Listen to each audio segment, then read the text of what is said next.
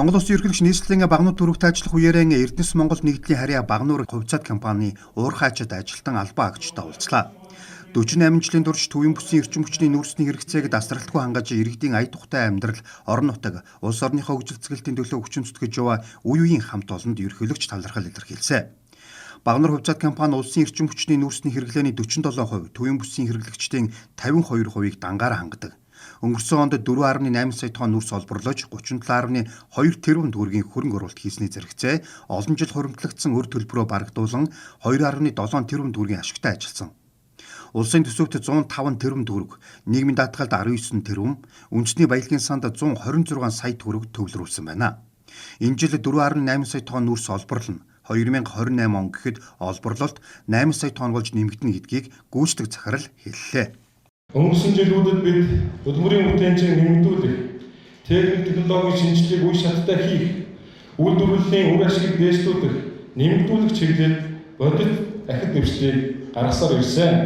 Тухайлбал эрхэм таны 2019 онд Монгол Улсын ерөнхий сайдаар ажиллаж байх хугацаанд Японы улсын засгийн газрын 907 сая йенийг хөнгөлөлтөд зээлуулах 23.5 тэрбум төгрөгийн 12 ширхэг техник тоног төхөөрөмжийг худалдан авч компани технологийн автомашин механизмын 27%-ийг шинжилэн шийдвэрлэхэд бодлогын дэмжлэг үзүүлсэн эрхэм танд мянган уурхайчдын нэрийн өмнөөс гүн талархлыг илэрхийлье.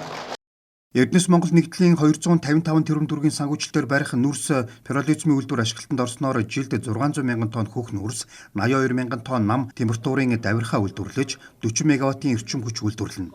Ингэснээр орон нутагт 403 ажлын байр бий болох тооцоо гарсан байна. Тэрбумод үндэсний хөдөлгөөний хүрээнд улсын хэмжээнд 116 сая мод тарьж ургуулад байгаа. Багнуур хувьцаат компани хөдөлгөөнд нэгдэн 520 орчим мянган мод бутны суулгацыг мод өржүүлгийн газартаа бойжуулж 2 тэрбум төгрөгийг нөхөн сэргэлт зэрэгт зарцуулжээ. Ерөнхийлөгч ерхий цаатаар ажиллаж байхдаа Японы хөнгөлөлтөд зээлийн 23.5 тэрбум төгрөгийг тус компани технологийн автомашин механизмын 27%-ийг шинжилгэхэд зарцуулах шийдвэр гаргаж байсан юм. Компани хамт олон төрийн тэргүүний бодлого үйл ажиллагааг дэмжиж хүнсний хувьсгал тэрбумод эрүүл Монгол хүн зэрэг үндэсний хэмжээний хөтөлбөрт бодит хувь нэмэр оруулжээ.